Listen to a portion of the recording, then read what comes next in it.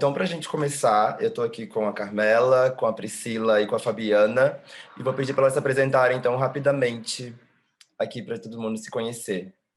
Vou pedir para as nossas convidadas aqui se apresentarem, começando pela Carmela. Olá, Pedro. Olá, Fabiana, Priscila, um prazer estar aqui com vocês. Meu nome é Carmela Borti, eu sou CMO da Aon para a América Latina, também sou fundadora da SoulCode, que é uma edtech para vulneráveis sociais e digitais. Olá, tudo bem? Eu sou a Fabiana Simroth, eu sou VP de Recursos Humanos para a Mastercard. Estou muito feliz de estar aqui hoje, queria agradecer o convite da Fast Company, dar minha saudação especial para o Pedro, para a Carmela e para a Priscila. Acho que vai ser muito bacana essa nossa troca, essa conversa que a gente vai ter hoje aqui. Legal, e agora eu vou chamar a Priscila para se apresentar para a gente. Obrigada, Pedro. Um prazer estar aqui também, estar aqui com a Fabiana, com você e com a Carmela, e obrigada também pelo convite, acho que vai ser um papo divertido. Eu sou VP de Vendas da Microsoft, na área de nuvem, e sou uma apaixonada por diversidade, inclusão e sustentabilidade, então estou super animada da gente conversar aqui sobre liderança e qual que é o papel de cada um de nós nessa jornada. Perfeito, obrigado meninas por se apresentarem. Bom, recomeço, né, é o tema do nosso festival deste ano, né, e considerando o tema deste painel, né, que ressalta a importância da liderança, na percepção de vocês, em que medida estamos de fato diante de um recomeço quando a gente se refere à transformação cultural dentro das organizações? Carmela, você quer comentar um pouquinho? Bom, eu acho que eu gosto muito dessa palavra, recomeço, porque quando a gente olha para recomeçar, a gente vai de um ponto de partida, né? E a gente está vindo de um ponto de partida que é uma pandemia, né? Que é o que a gente passou nos últimos 2 anos. Então, quando a gente olha para dentro das organizações e a gente não pode mais estar onde estava, né? Eu acho que Fabiana e Priscila, e principalmente Fabiana, que olha as pessoas, né? Quando a gente olha do ponto de vista de ser humano, a gente não pode mais olhar para onde estava, né? A gente tem que olhar a partir de agora. Acho bem interessante isso que você está colocando, porque esse contexto que a gente vivenciou nesses últimos 2 anos, ele trouxe muitas reflexões para as pessoas. A gente teve muitas mudanças do ponto de vista prático, né, das pessoas estarem num ambiente muito mais digital, a gente teve essa evolução que aconteceu de uma forma muito mais rápida do que vinha acontecendo, mas também do ponto de vista das pessoas, foi um momento de muita reflexão. Acho que ninguém está saindo dessa experiência igual entrou, né? E de fato, as empresas, a cultura das empresas precisa também caminhar para evoluir dessa forma, entender o que aconteceu de diferente com as pessoas, quais eram as necessidades antes e quais são as necessidades agora, e como é que a gente pode oferecer soluções para isso. Você sabe que tem uma coisa interessante que o CEO da Microsoft, que é o Satya Nadella, diz que a gente vai viver o paradoxo híbrido, né? Então, quando a gente olha as pesquisas das empresas, as pessoas o período, né, de trabalho remoto ressignificou a relação com o trabalho.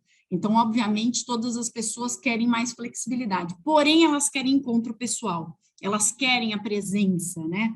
Então, eu acho que aí a gente vai ter um paradoxo que a gente vai ter que repensar como é que é esse mundo híbrido. É diferente do que a gente viveu até pouquinho tempo atrás para algumas empresas, no caso da Microsoft, a gente ainda continua remoto.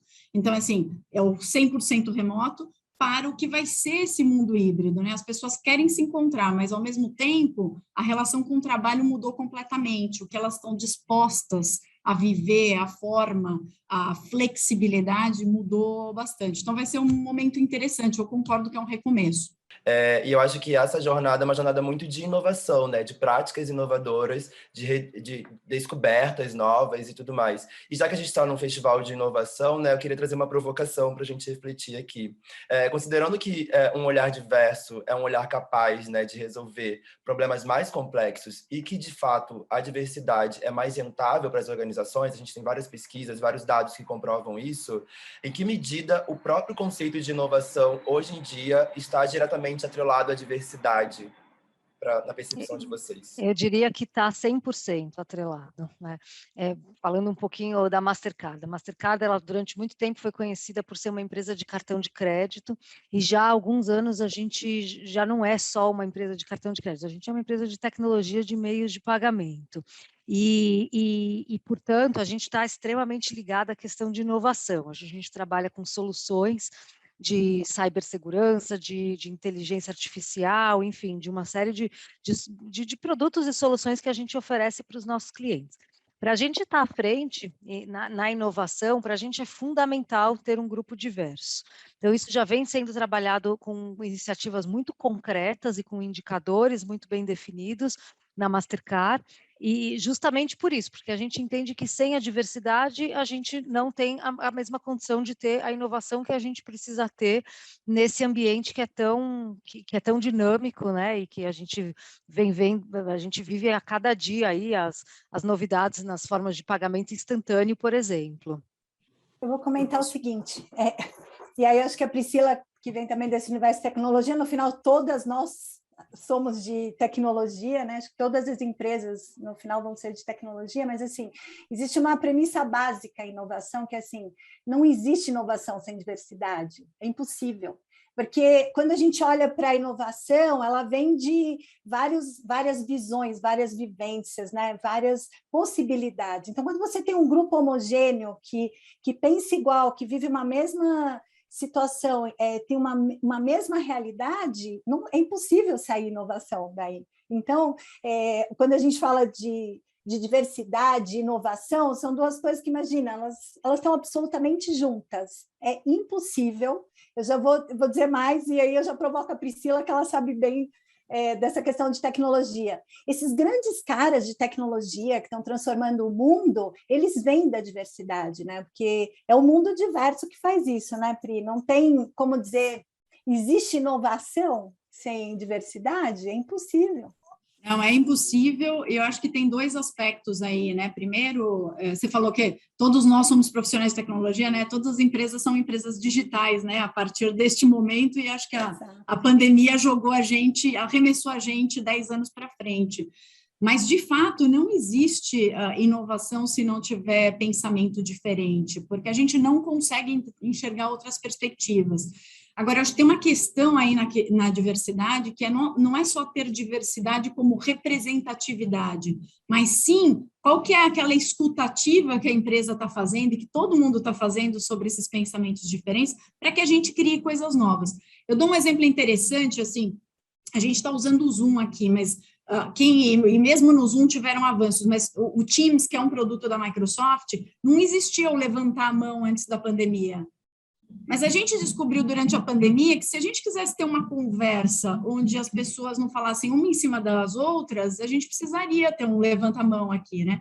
E isso só vem de momentos diversos, de pessoas que enfrentaram situações diferentes. Então, não existe a possibilidade de ter inovação, de ter pensamento diferente, de mudar as coisas, se não tiver diversidade de pensamento. E aí vem a parte da representatividade. A diversidade de pensamento vem de vivências diferentes. Então, ter raças diferentes, gêneros diferentes, pessoas diferentes, é super importante nisso. Então, eu só faço eco para a Fabiana e para a Carmela aí nisso.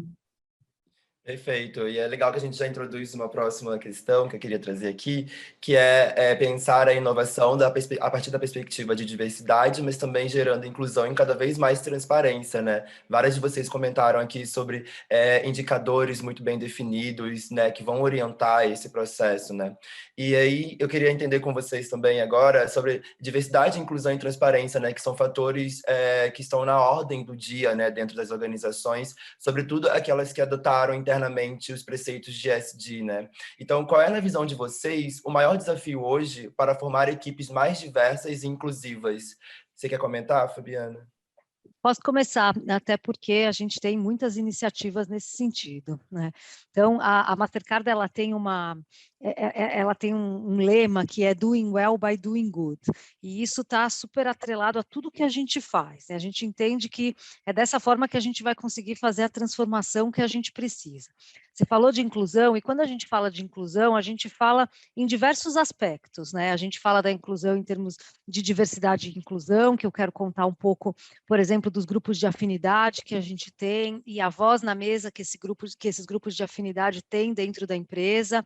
A gente tem um programa, a gente tem um programa para um fundo que foi dedicado $100 milhões para serem investidos em empresas que sejam de empreendedorismo feminino, então essa é uma forma de inclusão muito importante. A gente tem uma meta de incluir financeiramente 1 bilhão de pessoas no mundo que hoje ainda são desbancarizadas. Então, a gente fala em diversos em diversos aspectos a questão da inclusão. Como a gente tem falado bastante de diversidade aqui, eu gostaria de contar um pouco das iniciativas que a gente vem fazendo nessa linha, né? A gente tem o grupo de diversidade de mulheres, a gente tem o grupo LGBTQIA+, a gente tem um grupo voltado para as pautas raciais e um grupo de jovens profissionais. Todos esses grupos são formados por profissionais de diversas áreas da Mastercard e de diferentes níveis hierárquicos, e todos eles têm um sponsor que faz parte do nosso leadership team. Então, é muito bacana porque a gente tem as iniciativas vindo desses grupos, sendo apresentados para a nossa liderança e implementados dentro da organização, né? Costumo dizer que é uma via de mão dupla. A gente tem tanto vindo dos grupos quanto da empresa, da liderança também, com iniciativas globais e iniciativas locais, né? Algumas que eu acho bem interessante da gente mencionar, por exemplo, quando a gente fala de inclusão, a gente tem um programa muito interessante chamado Relaunch Your Career. É um programa de contratação de pessoas que estão há mais de 2 anos fora do mercado de trabalho. A gente sabe que esse é um grupo de pessoas que muitas vezes tem dificuldade de se recolocar, de ter que ficar explicando algum hiato que teve no currículo, quer seja porque depois de uma maternidade, por exemplo, decidiu dedicar um tempo para a criança, ou porque foi fazer um ano sabático, ou porque foi fazer algum curso ou empreender, e a gente entende que esse período, longe do mundo corporativo, é um período em que a pessoa desenvolveu outros skills tão ou mais importantes para o desenvolvimento do trabalho, que vai nos ajudar, inclusive, na inovação, que era o que a gente estava falando antes. Então, através desse programa, a gente recruta pessoas que necessariamente fizeram uma pausa na carreira durante esse período e que entram inicialmente por 16 semanas e com uma série de treinamentos e com um grupo também para apoiar esse retorno e depois continuam como funcionários dentro da Mastercard, né? Esse é um exemplo que eu acho muito bacana. Um outro ponto é que quando a gente fala também um pouco, de novo, da questão de gênero, mas quando a gente fala de maternidade, a gente sabe que, infelizmente, no Brasil, a gente tem 50% das mulheres que não conseguem retornar ao mercado de trabalho após a licença maternidade, ou são desligadas, ou porque não são contratadas. A gente tem na Mastercard uma retenção de 100% das mulheres que retornam na licença maternidade. A gente mediu os últimos 2 anos e foram 100%, né, que voltaram depois, que ainda estão na empresa 2 anos depois. Então, isso é super importante para a gente, né, porque, de novo, a gente entende que a licença maternidade, ela não é uma pausa na carreira, ela é uma continuação da nossa vida. A gente olha o funcionário como um todo. E a maternidade e a paternidade são fases, aliás, acho que as mais importantes e mais bonitas da nossa vida, né? A gente estendeu a licença paternidade também para 16 semanas, para garantir também que haja um bom equilíbrio para isso e que a gente possa investir na carreira das pessoas, independente do momento que elas estão vivendo na vida delas, né? Então, eu não vou me alongar muito, porque acho que é importante a gente ter a troca e ouvir um pouco das outras empresas também, mas eu acho que essas iniciativas mostram o nosso compromisso com isso, né? E vem trazendo resultados muito positivos, sem dúvida. Legal. É interessante você comentar sobre o repertório que as pessoas desenvolvem, né, quando, por exemplo, tiram uma pausa na carreira, e é um olhar bem mais humano para além das competências técnicas, né, que alguém Exatamente. desenvolveu, né, que são experiências que não vão estar ali no currículo bem definido, né, E que vão e fazer uma aí diferença que enorme no dia a enorme, dia, na forma como a pessoa exatamente, vai se relacionar com as outras pessoas e se relacionar com o trabalho de forma geral. exatamente, exatamente. Você quer comentar um pouquinho, Carmela? É, eu acho que você completou bastante bem, Fabiana, com algumas ações. Eu complementaria com as ações que a gente tem que tomar além do mundo corporativo, né? Eu acho que a gente tem essa responsabilidade corporativa enquanto nós somos os executivos, né, dentro das empresas que a gente representa, mas eu acho que a gente chegou o momento também de olhar né, que a gente pode chamar até do vulnerável social, tem o vulnerável digital e tem todas as vulnerabilidades que a Fabiana elencou aqui super bem. Eu acho que quando a gente...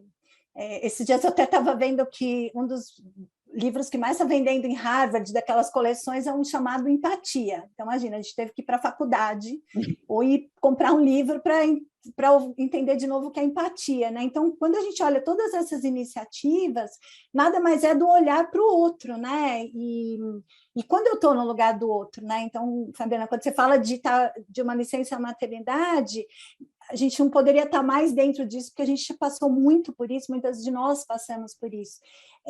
Mas eu traria, só para agregar, o que a gente faz também enquanto pessoa física, sabe? Eu acho que isso é porque esse sim vai ser o nosso legado, né? Quando a gente sai das companhias, eu já tive a oportunidade de sair de algumas multinacionais, e a gente deixa um legado corporativo bacana, mas o que a gente deixa de legado nosso, né? Acho que essa é uma provocação boa, porque, no fundo, as pessoas vão lembrar da gente por isso, né? Elas não vão lembrar os projetos que a gente deixou, que as coisas que a gente fez dentro do mundo corporativo, mas das vidas que a gente transformou, né?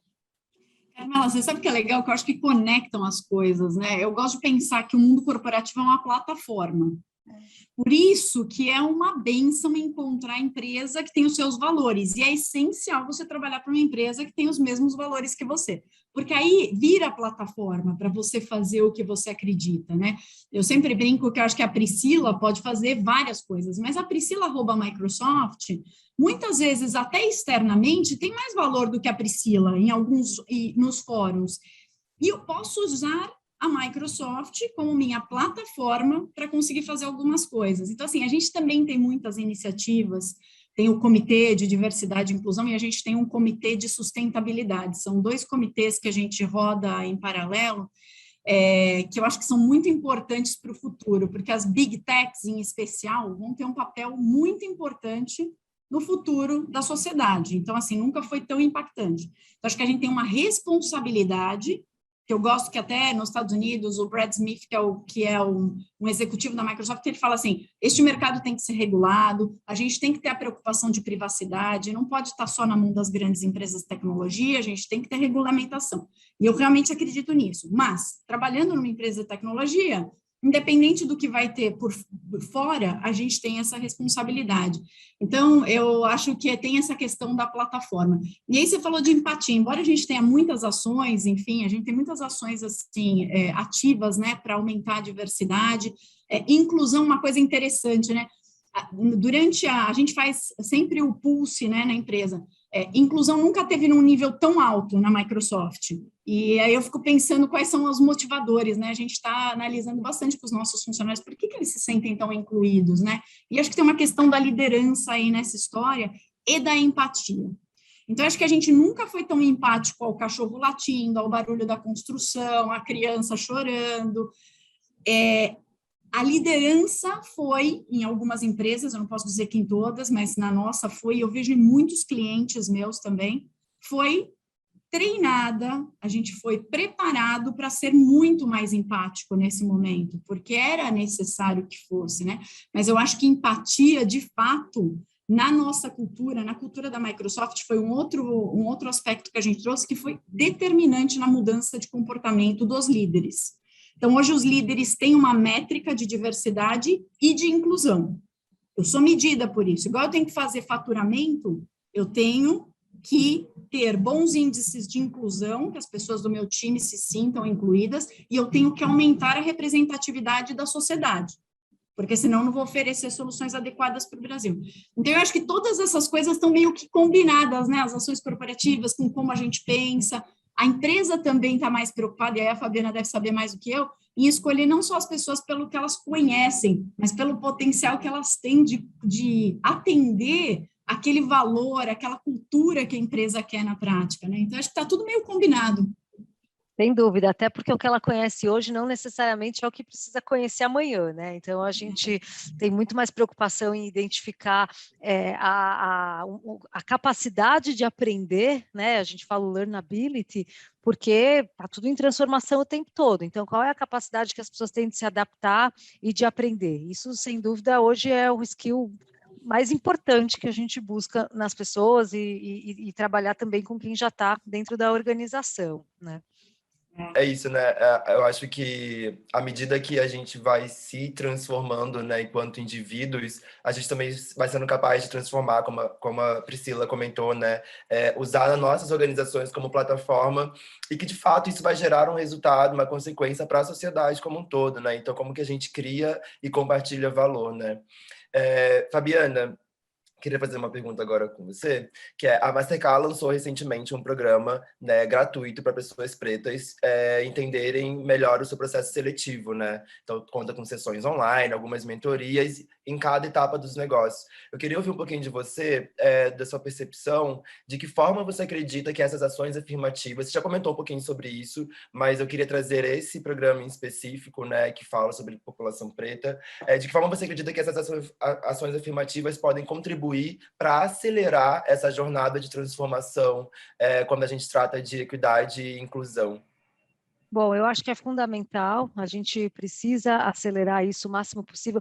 Eu fico muito feliz da gente estar tendo essas conversas que, quando eu comecei a minha vida profissional, há pouco mais de 20 anos, não existia esse tipo de conversa dentro das organizações, né? Então, eu gosto muito de participar desse tipo de evento, como a gente está aqui, porque a gente está fazendo algo que vai transformar a sociedade, que não vai transformar só as empresas onde a gente trabalha, mas vai transformar a sociedade, vem transformando a sociedade como um todo. Né? A gente tem uma questão que vem do poder público, mas tem as iniciativas que vêm das nossas empresas, que são grandes empresas que estão aqui hoje, por exemplo, que são fundamentais para isso. Então, eu fico tão contente de hoje a gente discutir assuntos que nem se falava há 2 décadas atrás, né? Por outro lado, eu também fico sempre com a sensação de que, por mais que a gente faça, a gente ainda tem muito mais para fazer, e a gente ainda precisa ter uma reparação histórica que necessita ser feita e que está sendo feita, mas que a gente é uma jornada, como você mencionou no começo, né?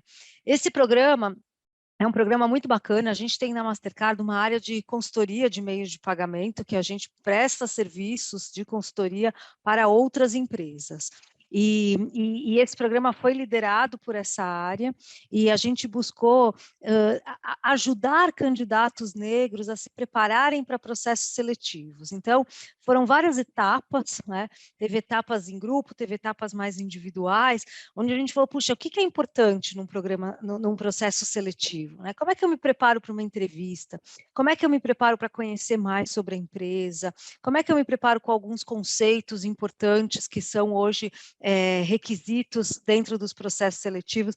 E a gente fez isso tendo em vista a preparação não somente para posições dentro da Mastercard, mas para posições em outras empresas também. Acho que isso, de novo, acho que essa troca que é muito rica, né? E foi super legal. Obviamente, a gente contratou algumas pessoas também, que a gente acabou tendo posições em aberto, e foi possível, então, trazer essas pessoas como funcionários, e tem sido super legal, né? Mas também, mesmo aqueles que, por conta do perfil das vagas e etc., a gente não podia, naquele momento, absorver o grupo todo, a gente tem certeza que isso ajudou muito a prepará-los para o mercado, né? E eu acho que isso é uma coisa muito importante nesse nosso papel de transformação.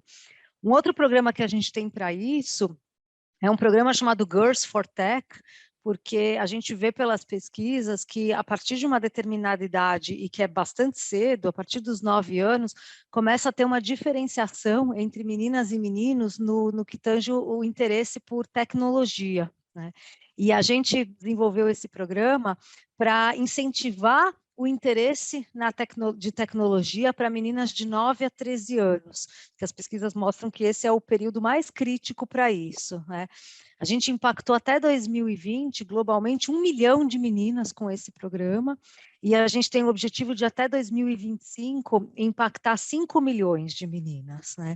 Então, quer dizer, é um trabalho que é feito já desde a base, pensando lá na frente, um trabalho bastante consistente e de longo prazo. Falando um pouco agora sobre, né, jornada de trabalho, modo, né, de trabalhar hoje em dia. Priscila, a Microsoft recentemente foi eleita, né, ao bicampeonato, né, como uma das melhores empresas para trabalhar no Brasil, a primeira, né, em primeiro lugar.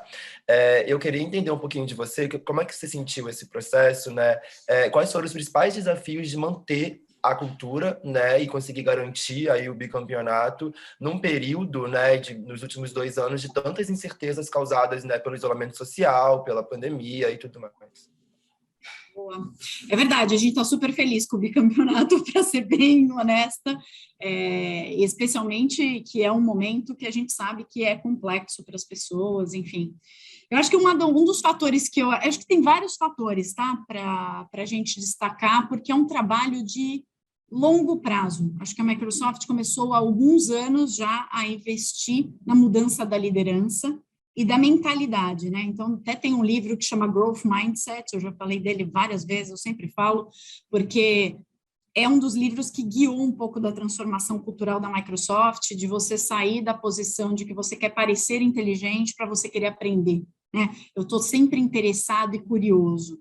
E eu acho que dentro dessa transformação cultural, a nossa maior mudança estava nos líderes, né? Como é que eu crio uma liderança que realmente crie um ambiente que seja inclusivo para as pessoas serem a melhor versão delas mesmas, né? Do jeitinho que elas são, mas a melhor versão delas mesmas.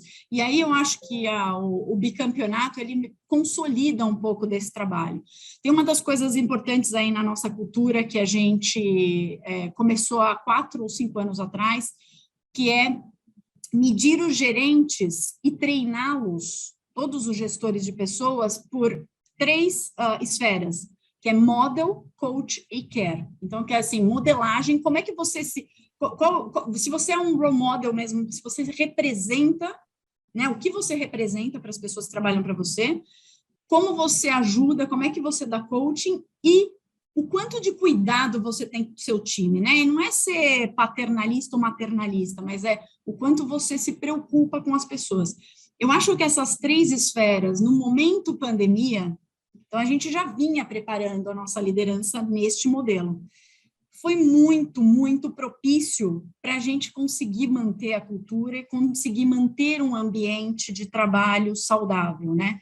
Então, hoje as pessoas, eu falei até do índice de inclusão, que a gente está acima de 90%, a relação positiva com a liderança, as pessoas se sentem próximas. É tão interessante, porque todo mundo fala isso, eu estou próximo, eu consigo entender a empresa. E tem muita gente que entrou durante a pandemia que nunca foi no escritório na vida, e a gente se esforçou bastante para ter um ambiente que fosse esse ambiente de trabalho. Além disso, acho que a gente fez algumas outras coisas. Então, a preocupação com saúde mental, eu diria que quintuplicou. Então, a gente tem estas discussões. Todos os funcionários da Microsoft têm o que a gente chama Connects, que são discussões com seus gestores 3 vezes ao ano sobre suas métricas, porque é uma empresa bastante meritocrática. Então, você sabe quais são os seus objetivos, como você está indo, como você está se sentindo, quais são as questões que você tem. A gente implementou a história da licença de 4 semanas, que a gente já tinha feito antes da pandemia, mas que eu acho que foi muito interessante, que é o que a gente chama de cuidados da família. Então, se tem algum familiar seu doente, você pode tirar até 4 semanas por ano para ajudar em qualquer tema. A gente implementou licenças para as pessoas que tinham filhos, porque a gente entendia que tinha uma dinâmica diferente. E eu acho que um dos fatores que eu gostei muito além das férias, a Microsoft deu para todos os funcionários mundialmente 10 dias de saúde mental. Então, eu, a qualquer momento, posso tirar 20 meios dias 10 dias separadamente, eu posso fazer do jeito que eu quiser, para tirar um dia para descansar, ou porque eu estou cansada, ou porque eu quero fechar um contrato, ou comprando uma casa, qualquer coisa, né? Então, eu acho que esses pequenos cuidados, combinados com a questão da empatia, de estar ouvindo o outro, não querendo só responder, né, o outro, mas realmente ouvindo, fez com que as pessoas se sentissem cuidadas. Então, aí o modelar, o ajudar, né, o dar o coaching e realmente cuidar das pessoas, começou a ter um valor que eu acho que ele ficou maior durante esse período, né? Então, para mim, essas são algumas das coisas que a gente fez que resultam nisso, mas, obviamente, é um trabalho de cultura de longo prazo. Cultura corporativa não se muda assim rapidamente, a gente está nessa jornada há algum tempo.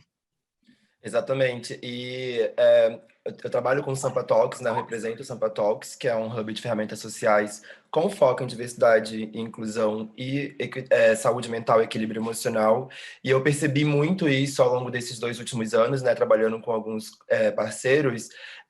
No início, a dificuldade de entender que, às vezes, uma ação muito específica, muito pontual, como às vezes eu preciso tirar um dia, que não vai impactar no meu resultado final, mas eu preciso de um dia porque eu preciso. Às vezes é só porque eu preciso descansar, como você comentou e tudo mais. Eu sentia, né, a dificuldade de alguns parceiros de entenderem essa necessidade, e hoje, né, agora em 2021, percebo que isso está cada vez mais fazendo parte, de fato, da cultura, né, das organizações. E é muito feliz, né, porque é isso, às vezes não necessariamente, não erroneamente, vocês foram eleitos aí os melhores para se trabalhar no Brasil, mérito de todo esse trabalho e desse entendimento, né, desde a liderança, do engajamento da liderança, com todos, né, os níveis da organização.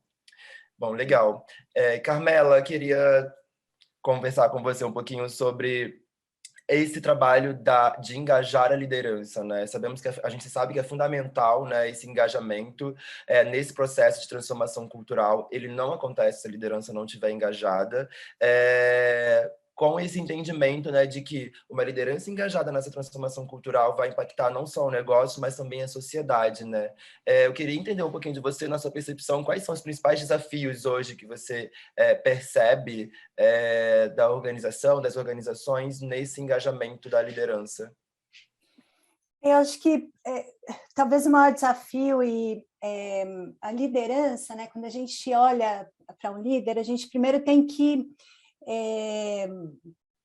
aprender com ele, né? Então tem uma questão de conhecimento que é muito forte.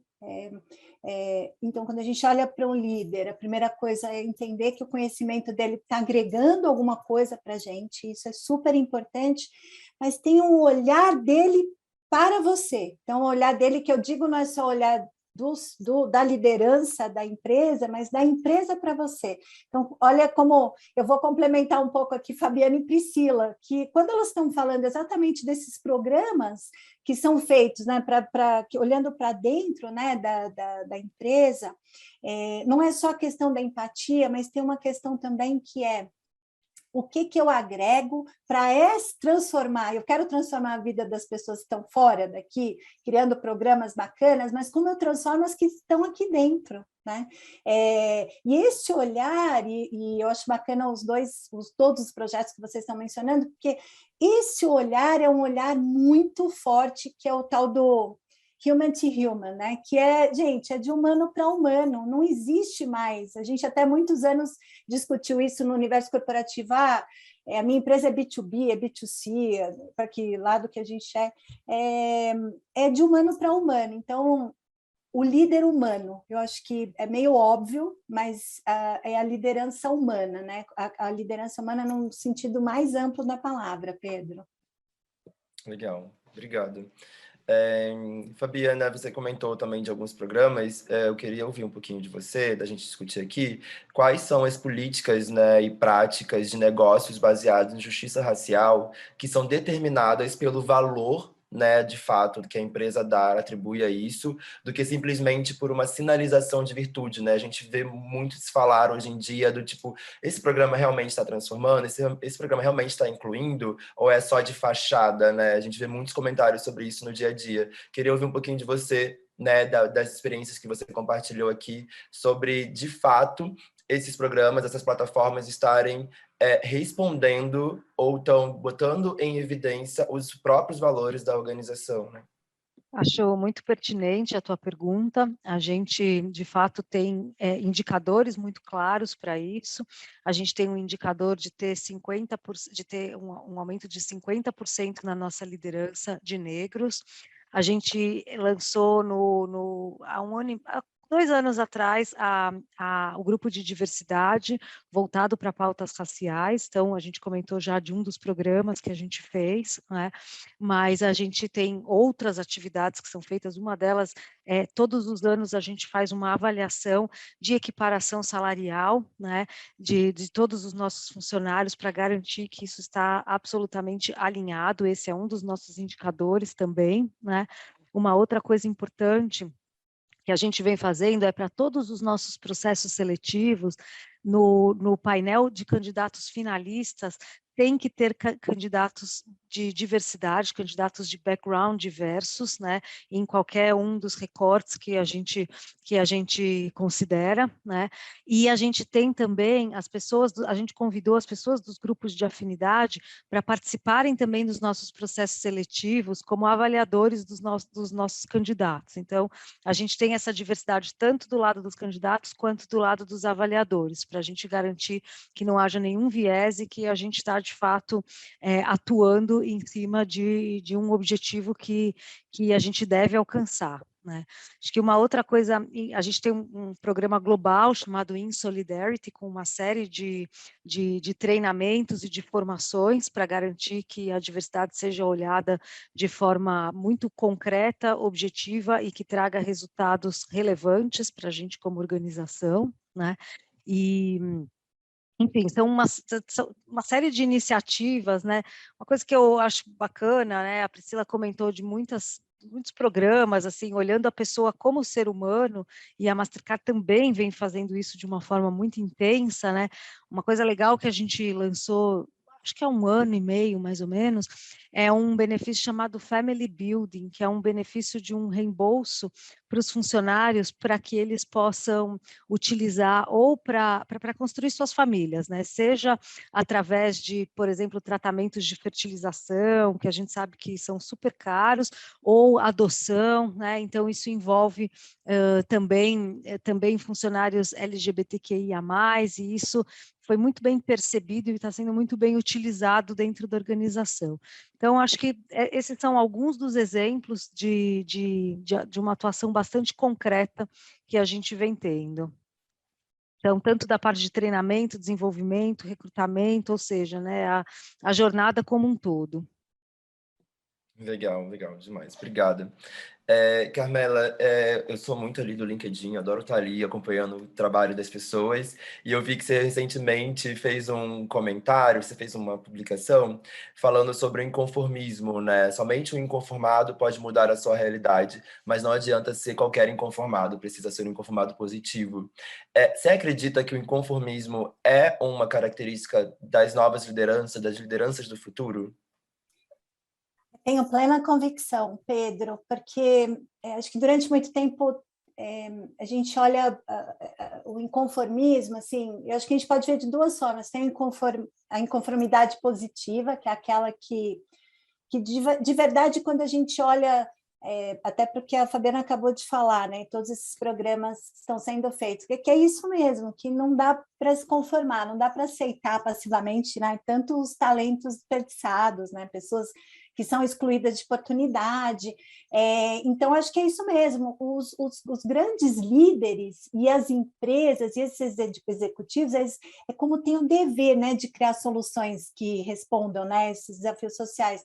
E aí eu acho que existe um movimento de inconformados, que são as pessoas que querem fazer algo concreto, que ajuda a mudar a realidade, né? Seja na posição que está ocupando, seja na sua vida pessoal. Eu acho que a gente tem que aproveitar os nossos conhecimentos e as nossas experiências, mas ligar o que é o inconformado positivo, porque tem o inconformado, que é aquele que reclama, né? Ele está inconformado com o que está acontecendo, ele reclama ou ele absolutamente não faz nada.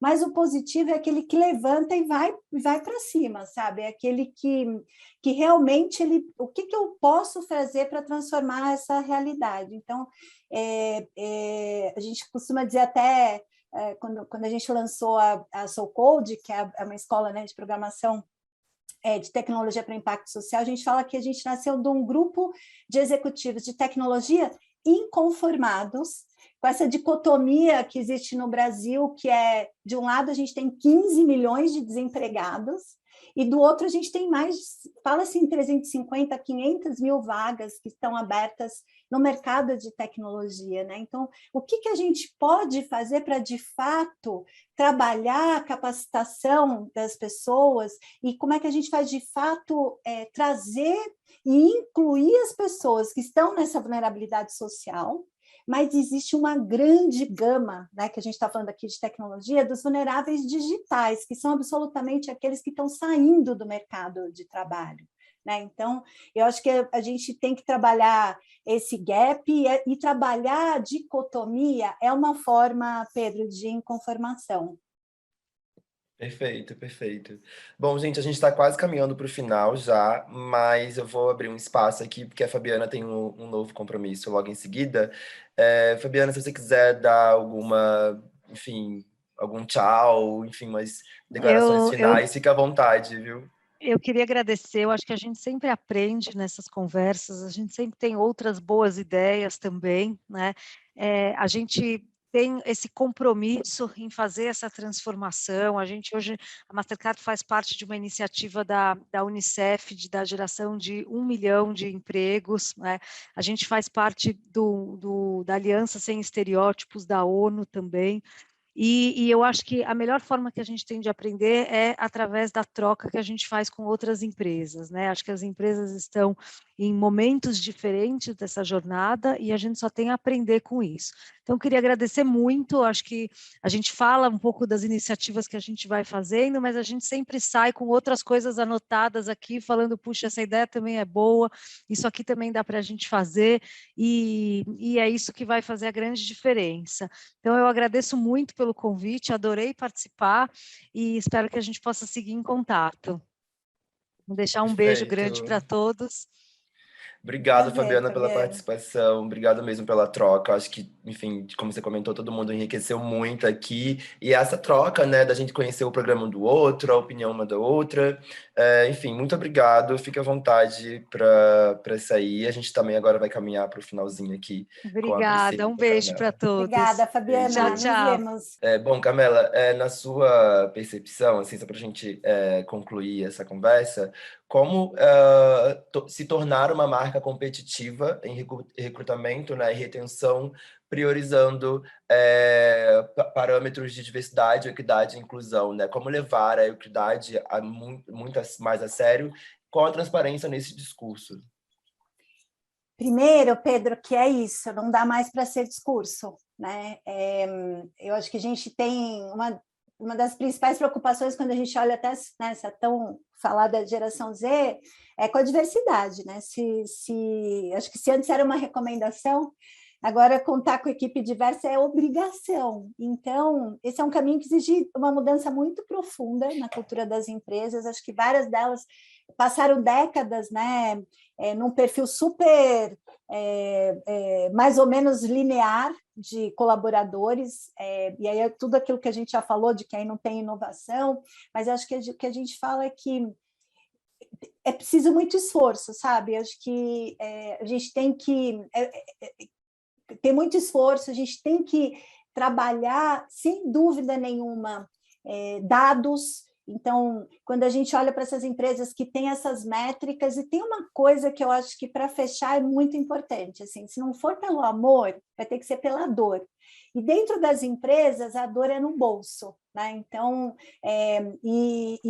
tanto que a questão da diversidade é um dos grandes fatores aí de SG, né? Então, quando a gente olha para o bolso, assim, o engajamento dos investidores, o comportamento, né, dos consumidores estão levando as empresas a se reinventarem. Tem uma regulação aí que vai forçar cada vez mais esses tópicos de ESG na agenda, né, dos investidores. Então, É isso. Se não for pelo amor, vai ser pela dor, Pedro.